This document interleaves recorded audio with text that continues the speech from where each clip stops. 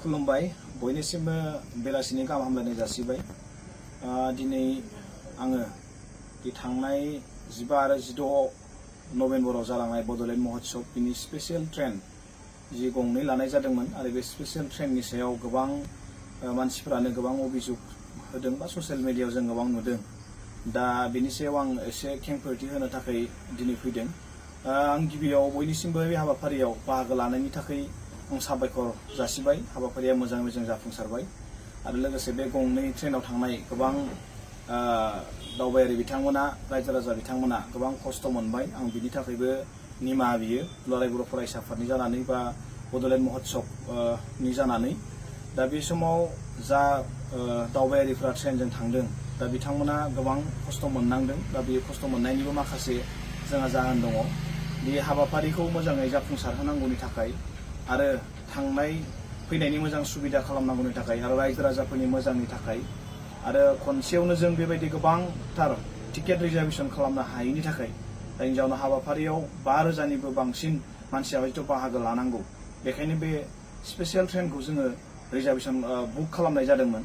नाथाय बिथांमोना जों खालामसेयावबो बिथांमोना दिवालीनि छठ फुजानि आरो गोबां माखासे फेस्टिभेलनि थाखाय बेबायदि बुकिंखौ बिथांमोना बन्द' खालामनानै दोनदोंमोन। नाथाय जों गोबां नाजानायाव आरो प्रधान मन्त्रीनि अफिसनिफ्राय गोबां नारसिननाय हरनायाव बिथांमोना बाध्य जादों जोंनो होनो गोनां ट्रेनखौ। जायनि जाउनाव 12 तारिखआव खारनो गोनां ट्रेना हरनि 11 तारिखनि हरनि 12टायावसो जोंहा बुक जादों आरो बै दिनखालि जों जेब्ला खालामदों अब्ला हरनि 12टायावसो हयथ' जाबाय। बेखायनो पेन्ट्रि कारआ बे दिनखालि हयथ' बिथांमोना बुक खालामना होआसै आरो पेन्ट्रि कार स्पेसियेल ट्रेनाव पेन्ट्रि कारखौ बिथांमोना गोरलैयैनो बिथांमोना एलाउ खालामा।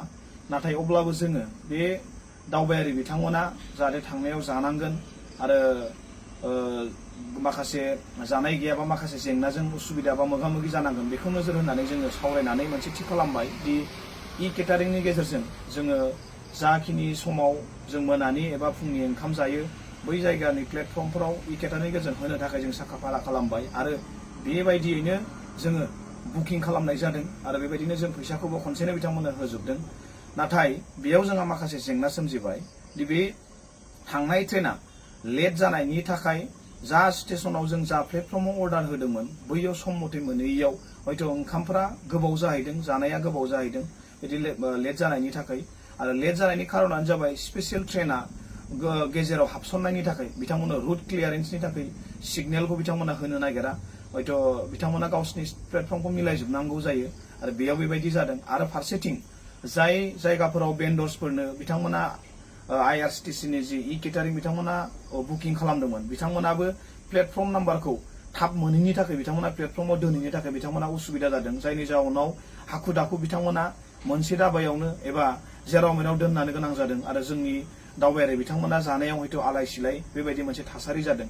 फारसेथिं थांनाया जोंहा बिदिनो लेट जानानै जोंहा सौहैबाय आरो फारसेथिं फैनायावबो जोंहा सेम जों बेबायदिनो बुकिं खालामखानानै दोनदों। नाथाय फैनायावबो एखे कन्डिसन दि ट्रेना लेट जानायनि थाखाय जों मिथिनो मोन्दों फुंनि ओंखामा मोनायाव जानो गोनां जादों, मोनानि ओंखामखौ सानाव मोनजादों आरो बेखौ जोङो जुजिदोंमोन, नाजादोंमोन राहाखौ बानायनो थाखाय। नाथाय बेयाव जि जायगायाव बिथांमोना जि प्लेटफर्माव बिथांमोना अर्डार हरखादों आरो बै प्लेटफर्माव बिथांमोना ट्रेनखौ हयथ' राइट टाइमावनो मोनफैनाय हिसाबखौ लानानै बिथांमोना संनायनि थाखाय पेकिं खालामनो थाखाय रेडि खालामो। जायनि जाउनाव बिथांमोना ट्रेनखौ नेनायाव हयथ' ओंखामफोरा एसे गाज्रि जादों आरो बेखौ बिथांमोना गाज्रि जादोंबाबो हयथ' गोदानै संफिनस्लाबनोबो हाला। जायनि जाउनाव बिथांमोना बेखौनो हरदों आरो बेजों लोगोसे ट्रेना गोबांथार गोबावद्राय लेट जानायनि जाउनाव जों बेखौबो सोलायनो थाखाय बेलेग प्लेटफर्म होनो थाखाय नाजादोंमोन। नाथाय एसेबां 2,000 गंसे ट्रेनाव 2,000 मानसिनो माने बबेबा मोनसे प्लेटफर्माव बुंब्रबनाय लोगो लोगो जाहोनायनि बिथांमोनाव बे सिस्टेमा बिथांमोनाव गैया।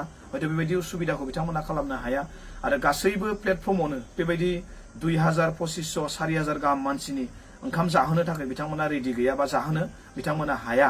दा बेखायनो रायजो राजा बिथांमोना गोबां खस्थ' मोननांबाय। जों जुजिदोंमोन, गोबां नाजादोंमोन। दा बेखायनो गोबां बेयाव ससियेल मिडियाफोराव शेयार खालामदों। आं बेखायनो क्लियारिफिकेसन होदों जोङो पेन्ट्रि कारखौ स्पेसियेल ट्रेनाव जोङो मोननाय हयथ' जायाखै, बिथांमोना खालामनोबा जोंनो होआखै।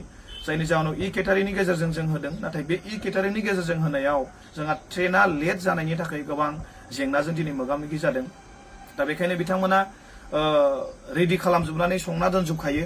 जायनि जाउनाव गोबावथार जानायनि थाखाय ओंखाम ओंख्रिफ्रा एसे गाज्रि जादों। दा बेखायनो बिथांमोनखौ आं खावलायबाय। लोगोसे दिनै जोंहा लान्च होनायनि खोथामोन गुवाहाटीनि ट्रेना लान्च, नाथाय बेयाव लान्चखौ जों होनाय अर्डारावनो होखायाखैमोन। कारना जाबाय बे ट्रेना क'क्राझाराव फुंनि 10टायावनो फुंनि 8टायावनो क'क्राझाराव सफैनो गोनांमोन आरो बिनि उनाव माखासे ट्रेना माखासे समाव गुवाहाटीयाव बिथांमोना ग्रोब मोनफैनो गोनांमोन, जायनि जाउनाव लान्चनि गोनांथि हयथ' बेयाव गैया आरो बेबायदि सुबिदा हयथ' गैया बेबायदिमोन। नाथाय ट्रेना 7-8 घन्टा लेट जानायनि थाखाय नैबे होबाय आरो बेबायदि होननानै जों गोसो जाबानो बबेबा मोनसे प्लेटफर्माव ओंखामखौ जाहोनो थाखाय अर्डार होब्रबबाबो बिथांमोना हयथ' रेडि जानो हाया। जों नाजादोंमोन गेजेराव बहाबा मोनसे प्लेटफर्माव ओंखामखौ होनो थाखाय, नाथाय बिथांमोना सिस्टेमा हयथ' बिदि जाया। बिथांमोना सिगांनो बुकिं खालामग्रोनांगौ, सिगांनो गासैखौबो होखाजोबनांगौ। दा बेबायदि मोनसे थासारिया जादों।